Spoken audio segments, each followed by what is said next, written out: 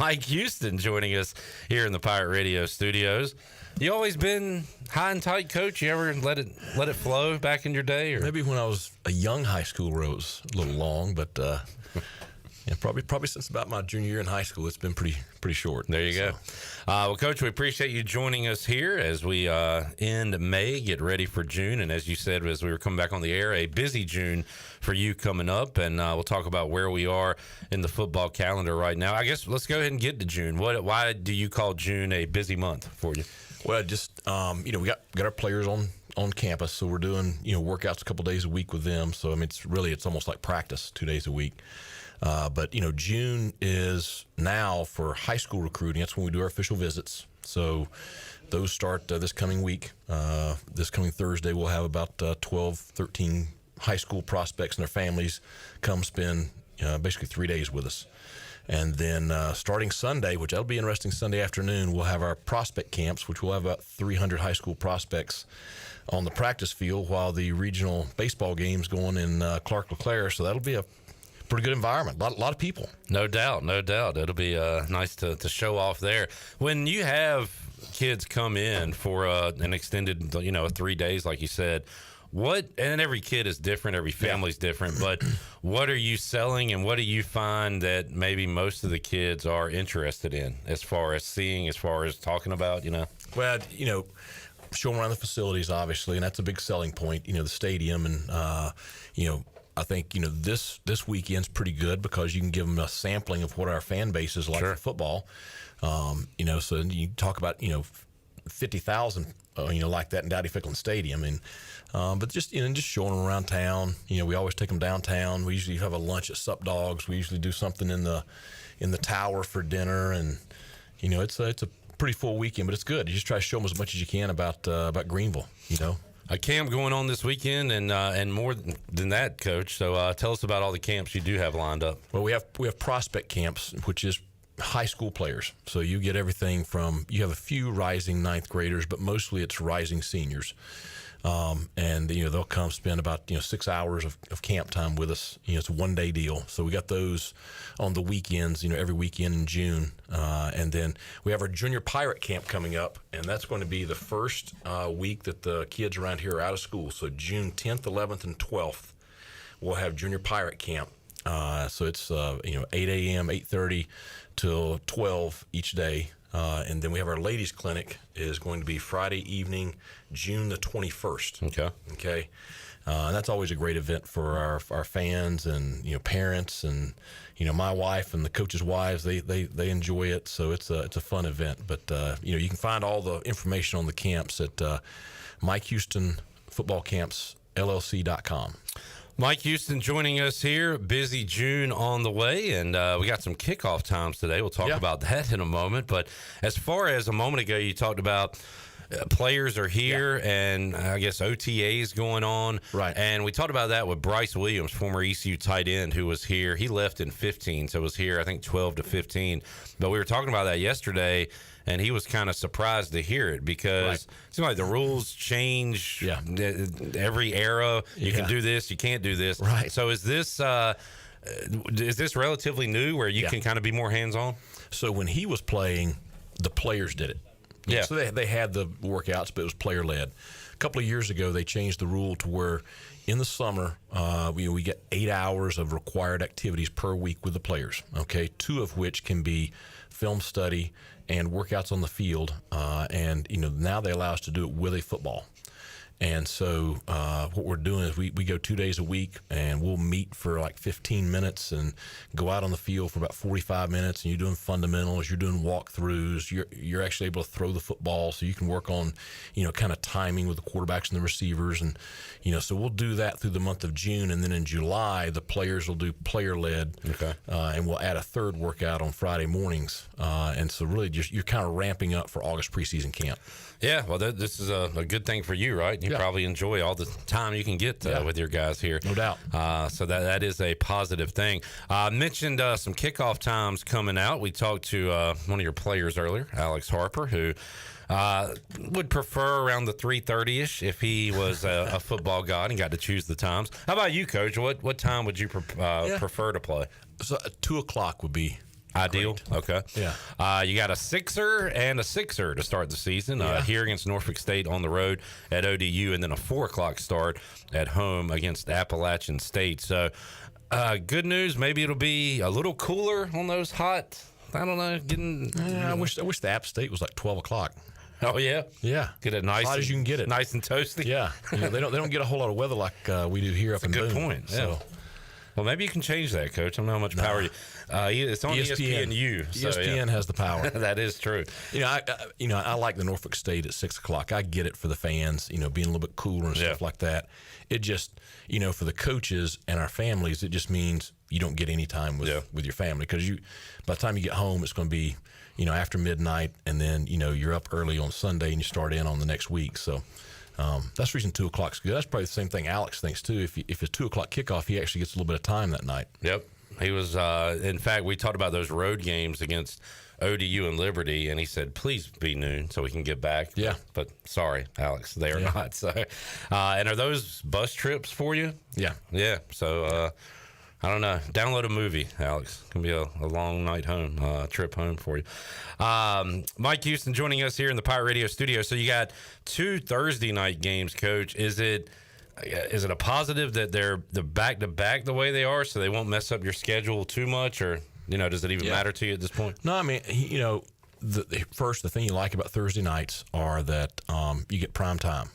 So, you get to show off your program. And, as long as it's not a short week, then I don't mind the Thursday nights. We have a bye before FAU, so you're not going to be a short week there. And then the Tulsa comes after a Thursday night game, so not a short week there. And then you have a little bit extra time to get ready for North Texas. So I think it's a good thing. Yeah. 2 military academies on the schedule this year at Army and Navy here at home. And you've already talked about, so what's the scheduling quirk with Navy? Did they get another? Again, I got another bye. It's like every year they get a bye before they play us. Yeah. I think it's the AAC. It's their way of kind of just sticking it to us. Is that what it is? Yeah, because we defend them as well as anybody. Yeah, true. And so they get 2 weeks to get ready for our defense late in the year. There you go. A weird scheduling quirk there. Yeah. I have heard that West Point is a tremendous place to watch a game. If you were a fan, you might enjoy it more than actually facing that offense and what they do. But do you like that trip? I've never been up there before. Okay. I've played Coach Munkin before when he was at Georgia Southern, so I'm not. I know what we're up against. It's going to be a tough one. Yeah. So, but now we have the bye before that game, which is good. So we got 2 weeks to get ready for them. Overall, any thoughts on the schedule? You like the way it shapes out for you? I mean, I think the non-conference is tough. I know everybody's going to say, well, you don't have a Power 5. No, but you have a bowl-eligible Old Dominion team that returns their quarterback that were, a couple of kicks away from winning 10 games last year. You got probably the best team in the Sun Belt in Appalachian State who, they regularly knock off whoever they play. And then you got Liberty who went undefeated last year, and they have everybody back. So you have a tough non-conference schedule. Now, I think that we're as good as any of them. So we got a great shot each week out. But I think I want us to get off to a fast start. So I want us to play really well non-conference, go into conference play with a lot of momentum. We have UTSA at home, which I think is great. They're going to be one of the better teams in our conference.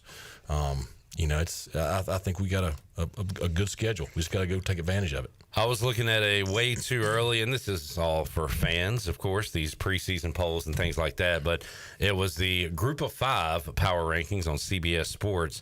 Number 1 was Liberty, and I think number 3 was App State, and they're both on your schedule. And the way the playoff is formatted now, the top-ranked Group of 5 team, conference champion, will go to the playoff. So I don't know, not to put pressure or anything, but it almost feels like your playoffs start a little early with App State and Liberty. So it gets me excited for what we're going to see in September. Right. Well, we need to go out and play really well against Norfolk State. And then, you go on the road, and that's going to be a tough road game. You got to go up there and get that win. And then you come home, and you're going to have a great environment against Appalachian State. So, we just got to take care of it one week at a time. But, we have some great opportunities. And, if we do what we think we have an opportunity to do, it could be a real exciting year. Yeah. If I recall, and I don't think ODU was having a great year at the time, but I remember that was one of the first maybe big wins when you were here going to ODU and winning that game in Norfolk? Well, I think it'd been about 3 years since ECU had won a road game. Yeah, so, that's why it was big. But what I do remember about that game was it was tight, and I remember we blocked a punt. Warren scoops it and scores. And then I remember we're trying to kneel down to put, just in the game at the end of the game, and they cheap shot Holton. Jump over the line, cheap shot him. And I remember the officials stunk in that game. It's starting to sound like a fan, Coach. I like it. They earholed John Young on a punt. Man. Knocked him out of the ball game, no flag. They don't flag that on Holton. After, he's kneeling. It's just, anyway. Alex, Luke can probably take care of himself, but don't let a punter get earholed this year, man. Won't happen. No, that was a good win. I remember it was a good locker room. Oh, I'm sure. Mike Houston joining us. Mike Houston joining us inside the Pirate Radio studios, talking football off season here. If you got a question or comment, you can get it in. And we've got some comments coming in. Kenny says, Coach, it's crazy to believe that your team can win the AAC conference and make a run in the playoffs. I believe. It is. It is a different feeling for a fan, and it's got to be for you and the team too, right? Oh, no doubt. And I think it's going to continue to change. I mean, I don't think we're done with expanding the playoff. I think it's going to continue to expand. And I think that there's so many things that are changing with, like, the antitrust lawsuit is settled now. You're going to see revenue sharing. I think it's going to change some of the NIL stuff. It's just all of it's going to continue to change over the next several years before it stabilizes. I want to ask you guys like you too. Are you on board for the changes? Is there a certain point where you say enough is enough? Get me out of here. Like, how do you roll with all these changes? Well, I think where things are right now, everybody said enough is enough. So I think there has to be change to stabilize the entire thing for everybody, for fans, coaches, players, everybody. I hope it gets to a point where, like, people that are actually sports people are making decisions instead of lawmakers, because they don't understand the ramifications of, they say, they make a judgment or change something. Well, they don't understand, what is going to be the long-term consequences, unintended, that are going to happen. And that's what's happened with NIL and the transfer portal. And so I think something's got to protect, they're still college kids. Yeah. I mean, it's, they're not professionals. And a lot of people, they'll disagree with that, but they need to get their degree. They need to, for 18 to 21, they've still got to grow up, and you got to protect them to a degree. And right now there's not a lot protecting, these guys. And I know one thing that does keep you coming back, and I've said this to you, Coach, when we've had a chance to interact with them, but being around guys like Rajay and Deontay and the kind of kids you bring in, it really does feel like a great group of guys. I said it, on several of our speaking engagements on the Pirate Club tour, those kids are the highlight of my day every day. And I mean, when I mean that they're almost like my family, they really are. And, and I'm so proud of how they represent us and the institution and the athletic department, not only on game day. I'm proud of how they represent us in the community, how they represent us around campus. We talk about the baseball regional this weekend. There's going to be a ton of our kids that are going to be out there in the jungle. They're going to be, they're pretty tight with some of the baseball guys, and so they're a fun bunch to be around. Were you proud of your guys throwing out the first pitch not that long ago? Was it Deontay and Elijah, I believe? No, it was Deontay and Chad Stevens. So we critique their throwing form and kind of their technique there a little bit. They are great fans. I'll give them that. I don't know about pitchers. Did you get a chance to see your defensive coordinator, Blake Harrell, in our three-point contest? I did not. Okay, I'm going to have pull up that video because I want you to critique that as well. So I've known Blake since he was a kid. So I've seen him shoot a lot of basketballs. So let's see how he's aged.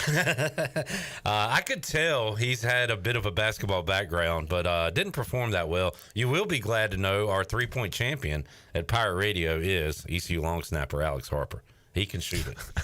He can sling it. Now, he was going against myself and Shirley and Chandler, so I don't know how much that says about Alex or says about us. But know your competition. There you go.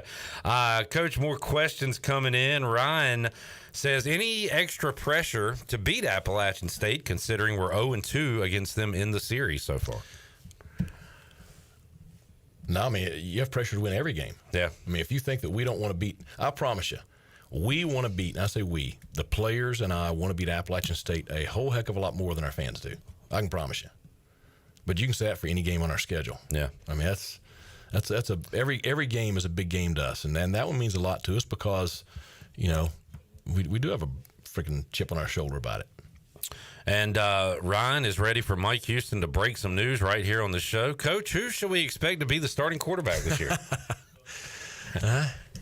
I'd say, and everybody, they get on to me because I think I'm BSing, but, I mean, you ask the players. Ask Alex. I couldn't tell you who the starter's going to be between those two guys right now because both of them have been very impressive. The one thing I do know, whoever wins that competition, it will have played extremely well going into our opener. And I know you look at a lot of factors, but even talking to some of the guys I've been able to talk to, Marlon and others, they really like both of them as individuals, as people, as kind of leaders. I kind of felt that when I talked, they both seem very mature. Kind of, and I don't know. I love the direction it's in. I don't know who's going to win it, but like you said, whoever does will certainly earn it. Yeah, and the good thing is, whoever does, we have weapons around them. Yeah. You know, last year, Chase was a first-time starter, and he was kind of learning and getting experience. And now all of a sudden he's back. He's a veteran, but you have added some key pieces around him that we have a chance to be pretty explosive on offense this year.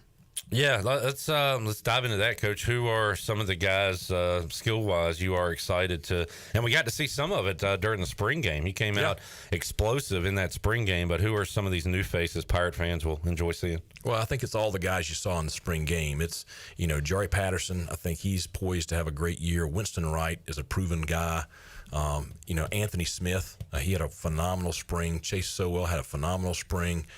And then, I'm excited about some of the other receivers that, that showed flashes in the spring. Brock Spalding, Keelan Robinson. Kerry's coming off knee surgery, so I want to be cautious with how much I expect from him. But he's got that great speed. I'm really excited about Casey Kelly. He had a phenomenal spring at tight end. So Tyler Savage had a solid spring. So. Yeah, that tight end position going to be key in this offense. And speaking of that, Coach, John David Baker continuing to put his offense in here. How is that part going with terminology and knowing? First of all, before you can go make plays, you got to know what to do, right? So how are the players doing with that? I thought we did probably as good as you could in the spring. Now, they had a couple of weeks off, and now they come back, and you can tell we got to continue to ingrain it in them because they forgot a lot, So that's what's good about these OTAs. We're three workouts in right now, and I talked to them, after yesterday's workout, and just hey guys, we got to really take advantage of this. They got to spend some extra time because you want to really feel comfortable going into fall camp, but we're still foot on the gas with that. All right, a couple other questions. Robert asking, what type of running back is the young transfer from Penn State? Don't know if Coach can answer that one at this time. So I'll say he's a good one. I can't talk about him just yet. All right, there you go. You'll have to wait on that one, Robert. Yeah. Robert asking, interesting question, would it be ideal to see both quarterbacks play against Norfolk State so you get them both playing time, or do you want one guy to go the distance? If they both play against Norfolk State, then we're probably going to have a really, really good day. Okay. All right. I like that answer. Jamie asking, what is the furthest you have traveled to visit a recruit in your career? Texas. Okay. It's probably the furthest. I mean, Marlon was Louisiana. Obviously, Texas is a little bit farther. John David traveled to California to visit with Caton. And we've traveled a lot, but me, probably Texas. Do you find when you go out there, what do people know about East Carolina? Like, the further you get away from Greenville, North Carolina, does East Carolina have a name in the football world? Yeah, I mean, I do think that just and it's mainly, as odd as it sounds, it's from, Lincoln Riley, that kind of era. Sure. They, even though probably Coach Holtz was a little bit more successful, they remember the offenses with Lincoln when they were here. Do kids know Chris Johnson these days? The only reason they know who he is because of the 40 time at the combine. There you go. All right. Well, glad he did that. That'll last forever. Coach, one concern question we've had during your time, before your time, during East Carolina's history, offensive line, because the best offensive linemen in the country are going to the Big Ten. They're going other places. So here at East Carolina for forever, you've had to bring them in and develop them. How do you feel about the group you have right now, and where is this O-line as far as heading into the 2024 season? We are drastically improved from last year. I can say that. I feel good probably about our top 7. We got a couple that really need to have good summers. We'd like to add one more. So you're probably going to see us add one more lineman here in June. But the problem, and everybody thinks, we'll just go out and get a tackle, go out and get this, go out and get that. Well, okay, look in the portal, and we watch every single player in the portal. And this spring, if you had a pulse and played offensive line, you're getting gobbled up because everybody is thin on the O-line with the transfer stuff. And so you see guys that are not really good enough that are going to a Power 5 school, and so it's just really, really hard to find those kind of offensive linemen in the portal. We've gone 30 minutes, haven't mentioned the defense much. Part of that is because we just trust that those guys are going to be good again, but they still got to put in the work. How about Blake Harrell's guys? Coach, you got a lot of returners there, right? A lot of returners. You look at the D-line, those are guys that we recruited and signed before Blake ever got here, and they've been playing ever since he's gotten here, and so they're very experienced.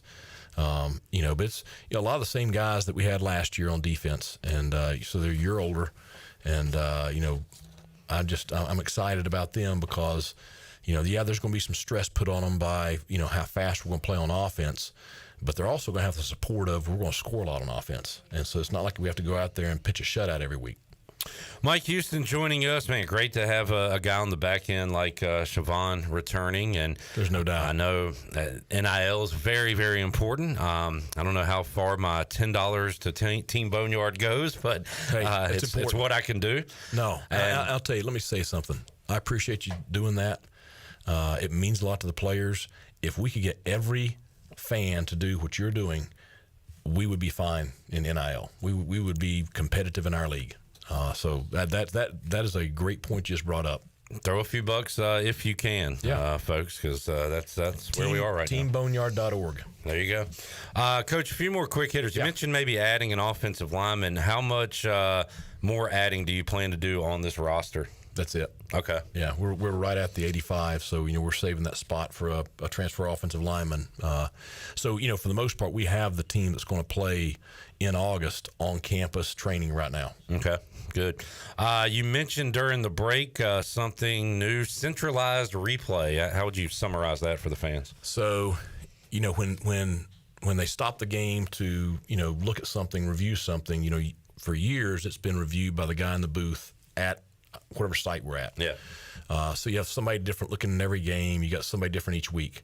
So now there is a central location where our head of officials and a couple of other experienced officials, they're going to be every Saturday, every Thursday. They're going to be there in that replay hub, and it's in conjunction with the Big 12. And so when they stop the game and it goes to replay, those individuals will be looking at the play. And so the great thing is you have very experienced people, and you have multiple sets of eyes, and you have the same people every week looking at the replay. The plays are under review. So I think it's going to bring more consistency. I think they're going to get it right more often, and it really gives me a lot of confidence where there's been some times where I didn't have confidence in replay. Good. A couple of new things for this year as well. A 2-minute warning being added. Basically, it's a TV timeout at 2 minutes. Yeah. So it'll be end of the first half, end of the game. All right. So NFL fans know what that's all about. And the communication devices, coach to, I guess, quarterback and coach to, does it have to be a linebacker for defense, or can it be anyone? Whoever. You can have one one helmet mic on the field at a time. Okay. So Blake will be able to talk to one player. We'll be able to talk to one player on offense. We'll be able to talk to one player on special teams. I know you were kind of practicing that, I guess, in the spring, right? Everything goes okay? I thought it went pretty good. Now, the one thing, we talked about it during the timeout, is, this fall, the mic is going to cut off at the snap or at 15 seconds on the play clock. And the thing is, we still haven't got to play around with when's it going to cut back on. Mm-hmm. So it's supposed to cut back on when they reset the play clock. So I think it'll be a little bit slower than what we experienced in the spring. And really, you can't practice with that until we get to almost game week. I remember Jake Garcia telling us that as the play was going on, he was looking to the sidelines getting the next play. That's how fast y'all were moving out there. So will you be able to communicate like that during a game? Probably not. But no. Yeah. But so and what Coach Baker and I have talked about is we probably still need to use signals to go that fast, because we do want to go that fast. He just won't be able to verbally talk to the quarterbacks, at that moment. And you said you had some data on a rule change from last year, the clock not stopping after a first down unless it was inside, 2 minutes of the second and the fourth quarter.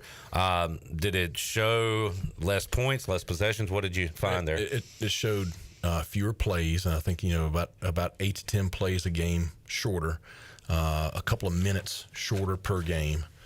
So I think and everybody said, well, that's not much. But if you do it over the span of 12 games, so, if it's 10 plays over 12 games, that's 120 snaps. So that's, about a ball game less on the players. No. So. And lastly, Coach, put on your basketball analyst hat. And first, I'll show you a little Alex Harper here. We'll see how he did. You can grade his stroke. Not much of a vertical right there, Alex.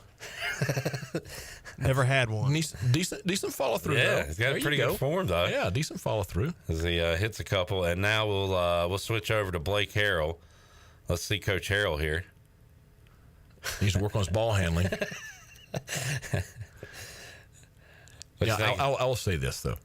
Back when he was a kid, Blake shot the ball pretty good. But he's about like me. He didn't get to get out and shoot very much anymore. At least I've got a teenage son that gets me out there in the driveway. So Blake Harrell struggled a little bit. I think he wants another crack at it. He came out pretty cold. He was the last one to get there because I'm sure he had duties to do with the football team and just kind of came out firing. So, yeah, it was. It's all right. He still gets it up. We appreciated having him there. We'll have to get. There you go. Good follow through. How would you do at this competition, Coach? I don't know. I could shoot back in the day, but.